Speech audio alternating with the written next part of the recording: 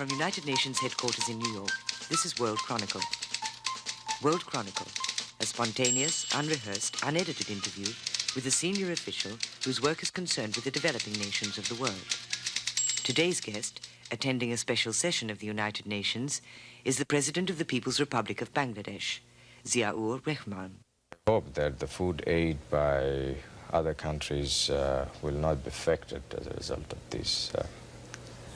This is the time where we need support because we are trying to pick up and stand on our feet, and this is the time that our friendly countries got to come forward and give us a helping hand.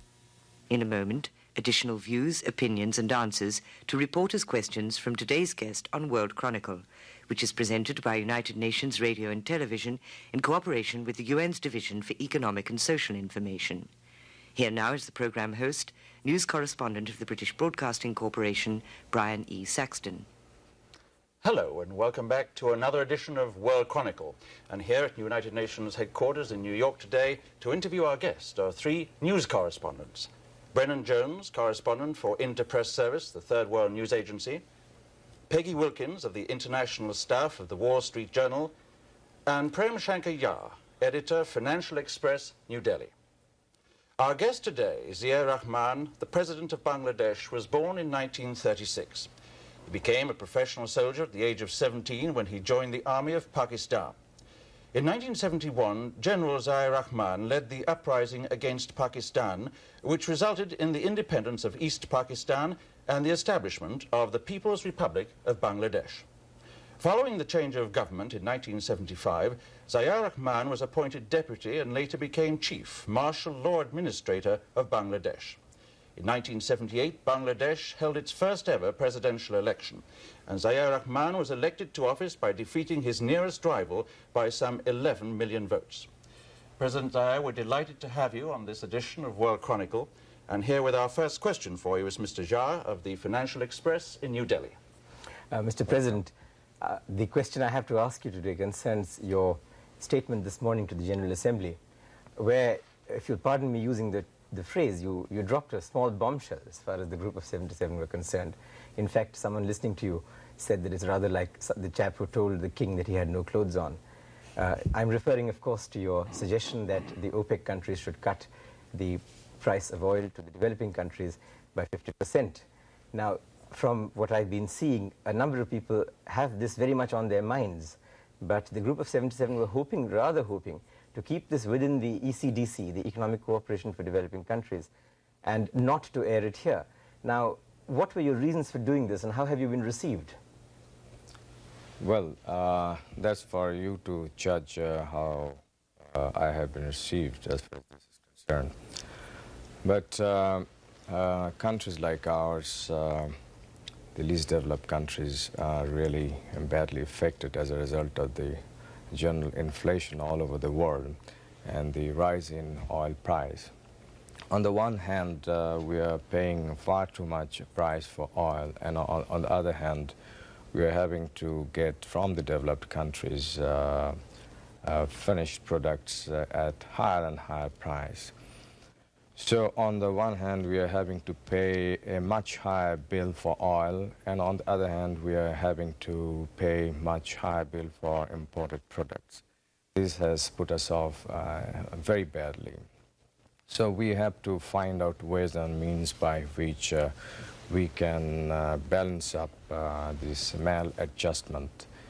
And it is with this objective that I suggested that the OPEC countries should think of supplying oil at that price level to the least developed countries.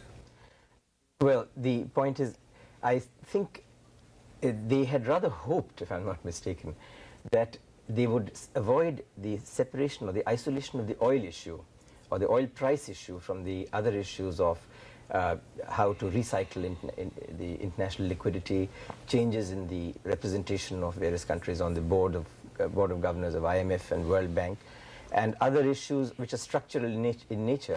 Now, your statement seems to have gone against this trend inside the Group of 77. Would you agree with me on that? I don't think so. These are all interconnected. The price of oil has direct bearing on all other issues related to economy, and especially to the developing and least developed countries. So I think this is right. Peggy. Thank you. Yes.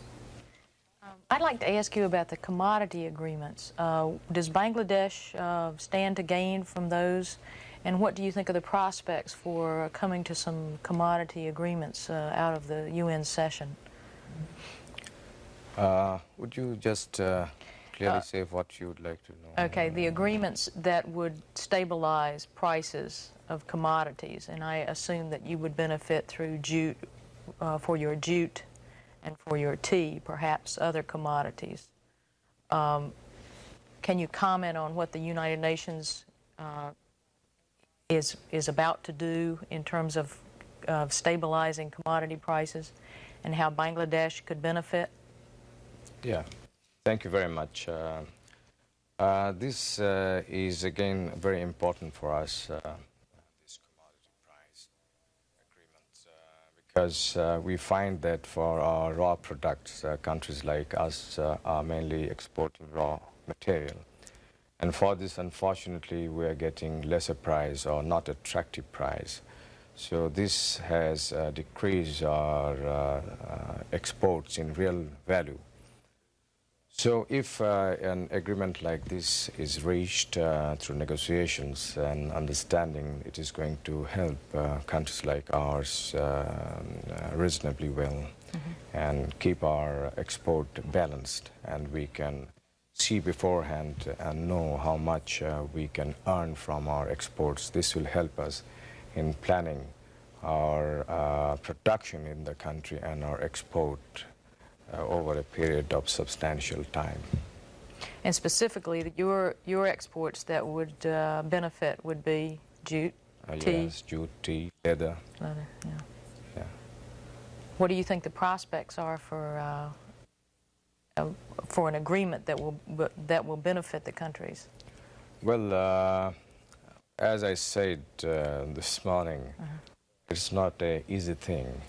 But we got to keep moving with the negotiations and find out new formulas which could be acceptable to all the parties, and especially formulas which will, in real time, benefit countries like ours. Here, I would like to say one thing, and that is that some of the countries like ours have a lot of untapped resources, unexplored resources, unutilized resources, natural resources. For our country, we can say, such as the gas, natural gas, good prospect for oil, limestone, coal, which have remained unexplored or fully developed. So, this way, we would be able to foresee our exports and plan our economy. Mr. President, I'd like to get back to the question about the bombshell that you dropped this morning. The talk in the corridors of the UN and amongst many delegates is that we might see a split here in the group of 77. Are you thinking of trying to take leadership and forming a least developed country bloc to try and move away, a coalition of some sort to deal specifically with your set of problems? And the other question I'd like to ask is, it was hinted by U.S. Ambassador McHenry what the content of your speech would be and that we should watch it closely. Were you consulting with the U.S. government on this, and was there any kind of deal that was struck? The answer to your first question is that there's nothing like that. This is a thing which have been, I understand, mentioned by others earlier. And we felt that it is better to say it here, and I don't think this has any prospect of splitting the group of 77. And let me tell you, we had no talks with anybody on this count. If anybody said, must have said on their own. But then how did Ambassador McHenry say with great confidence? He said, I don't want to steal the thunder of President Zia, who will be talking to you a little later, but you should listen to the speech being given by the President of Bangladesh and what he has to say about the energy question and the price of oil. I'm just quoting him. Well, I think you should ask him to answer this question. He must have good intelligence. I'd like to refer to a very interesting magazine article recently, sir, which described you as being the super salesman from Dhaka, taking the message around the world that Bangladesh has a stable government and is emerging as an attractive trading partner for both East and West. Did you see that? And if you didn't, how would you react to that? Well, I don't know, but during the last 1 or 2 years, I have undertaken trips to really many countries, both in the East and the West.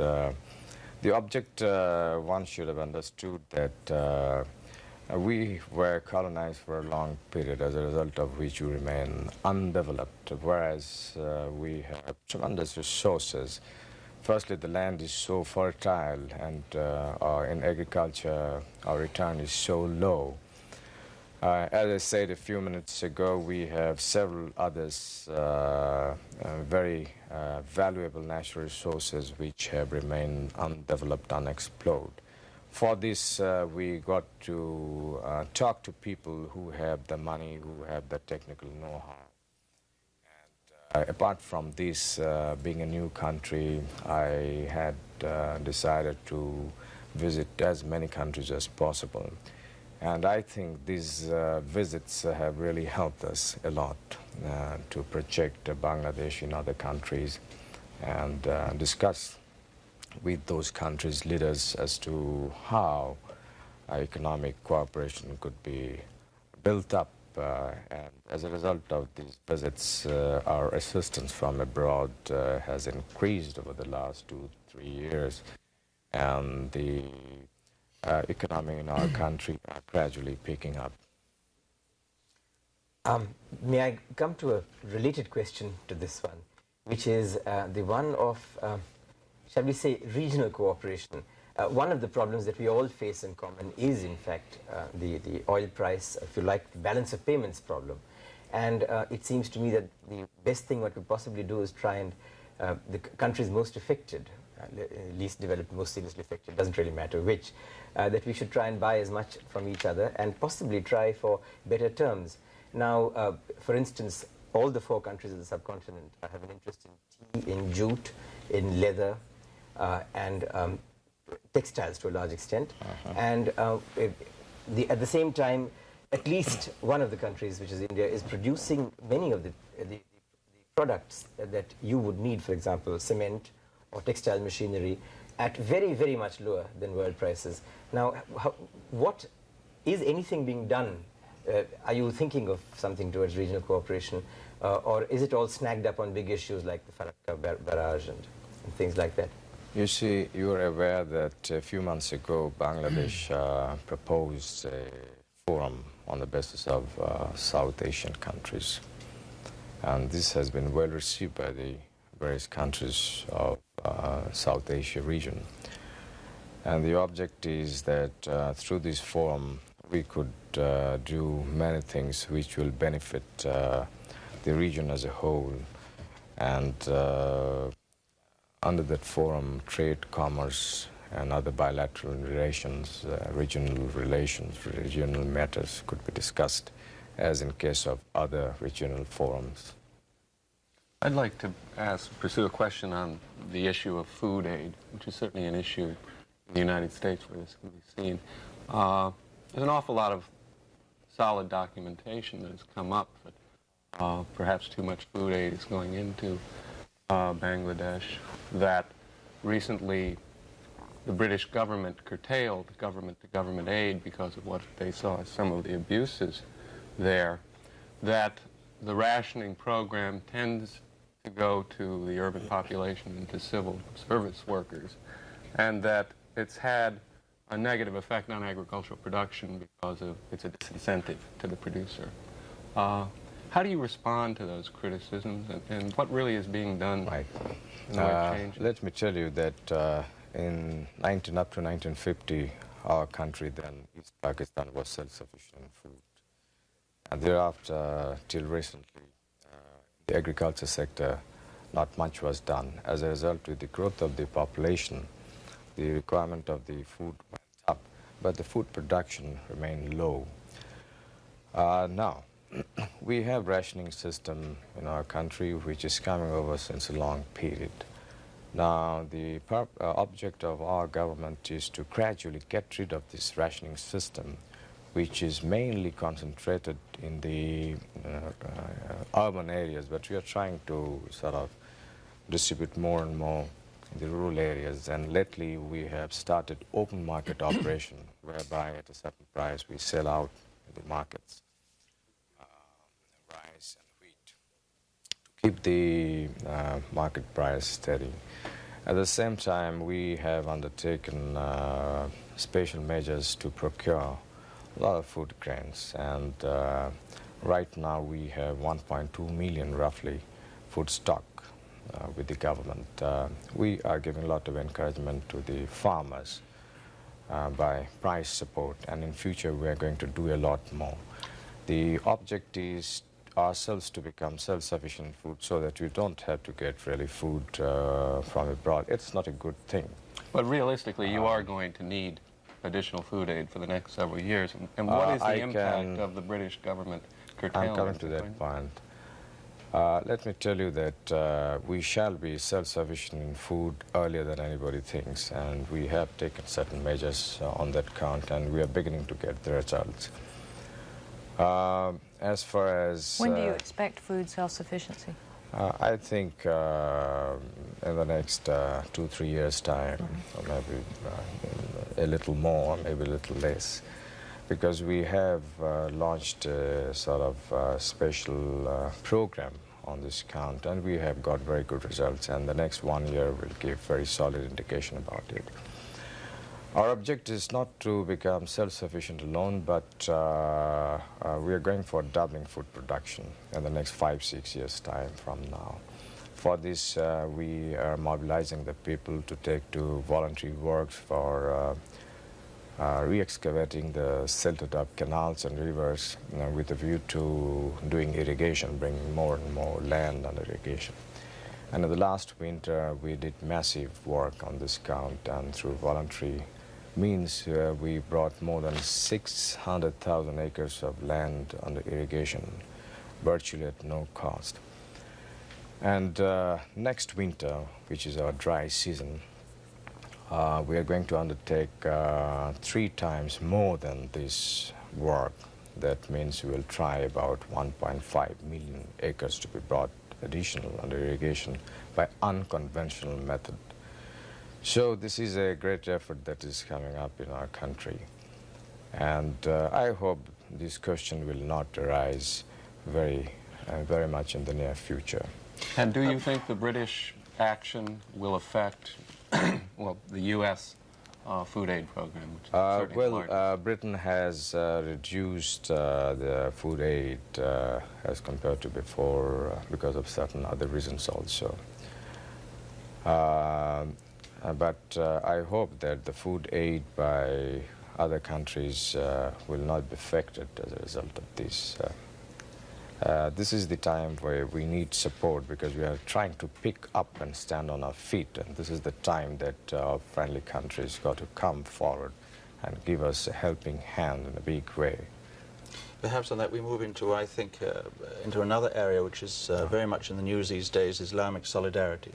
As you know, Bangladesh talks constantly of the need for increased solidarity. So I think we do have to ask you the question, how do you view recent events in Afghanistan and Iran as being a potential threat to that solidarity?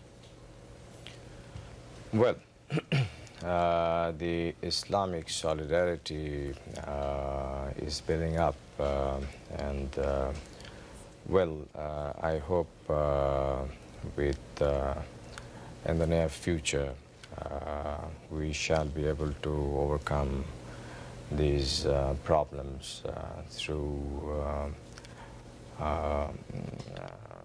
various measures, and I strongly feel that the Islamic solidarity is going to become stronger and stronger in future.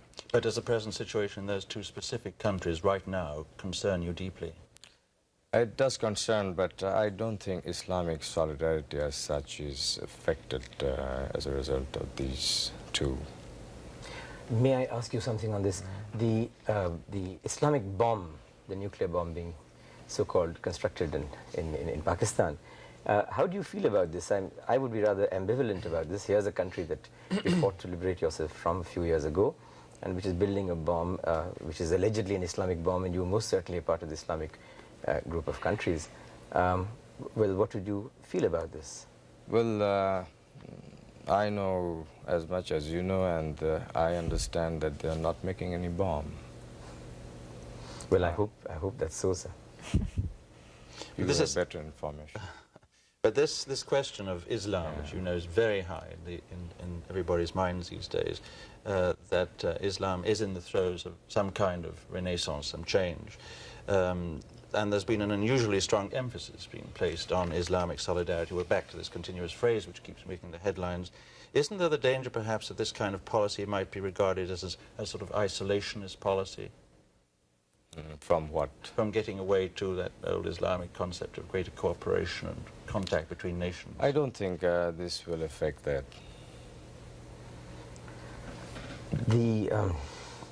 I wonder if... no, please, after. Are you sit on the same line?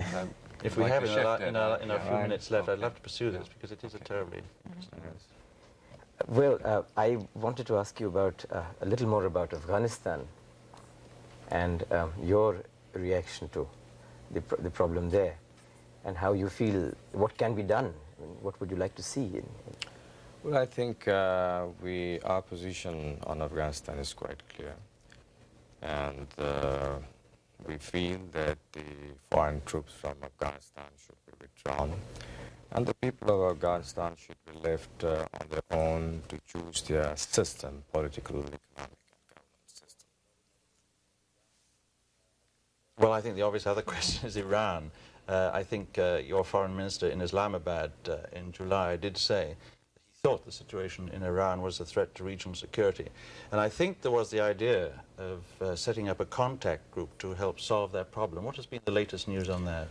Well, I precisely don't know, but I think they are making all efforts to work out some understanding with the present Afghan people or government. I don't understand. I don't have the exact information, but they are approaching in various ways to realize their objective. My question gets back to what the UN is doing here in the special session. I think most people have the assessment that not much is going to come out of it, which leaves Pakistan, or Bangladesh, very much in a situation like a lot of developing countries. Insufficient assistance from the North, or concessions by the North, and probably not much from OPEC. What does a country like yours do then, given the inflation rate, given the world economic crisis? And if you could also follow that up on what do you tell the world in terms of the things you are doing to meet your own energy needs within Bangladesh? Good, I think that's a very good question. It's a very difficult problem, let me tell you. But this should not dishearten us. There should be less of pessimism and more of optimism, and we should move forward and negotiate, carry on with the dialogue, talk, and find out formulas which could bring better results in this. As far as we are concerned, we are not sitting idle. We are developing our natural gas, and we have sufficient natural gas. I think in the near future we are going to sort of bring gas under more utilization. We may sell natural gas as LNG and use natural gas as CNG and things like that. And we are now exploring ourselves for oil. There's very strong indication that we have oil. And we hope in the near future we may have oil, we may get oil in our country.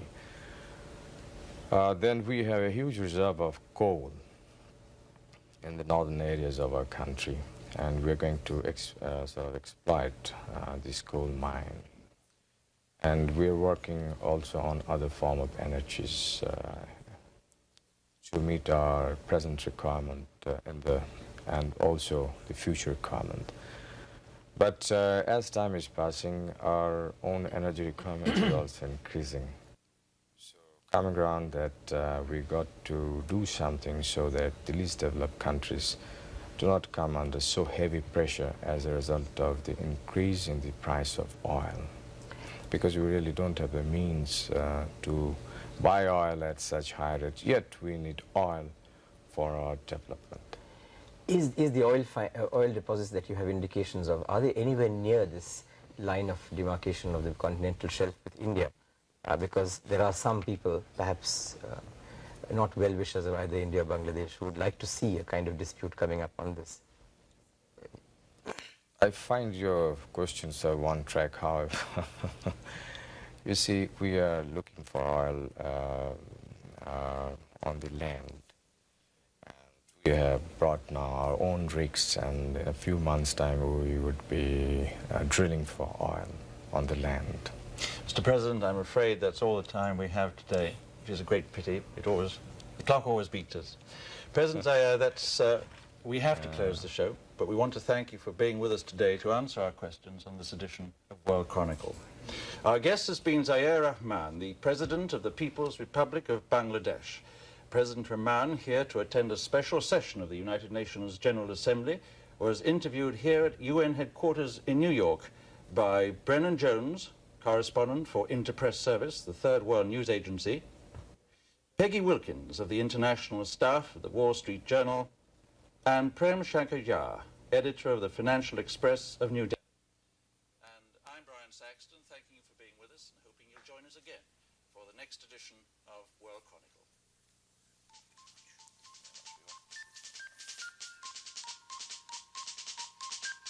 Transcripts of these interviews may be obtained without cost by sending a stamped, self-addressed envelope to World Chronicle, United Nations, New York, New York, 10017. World Chronicle is broadcast in developing and developed nations worldwide and features senior officials whose work is concerned with the developing nations of the world, in spontaneous, unrehearsed, unedited interviews conducted by reporters from press, radio, and television. World Chronicle is a public affairs presentation of this station. It is produced by United Nations Radio and Television in cooperation with the UN's Division for Economic and Social Information. This is Tina Jorgensen speaking.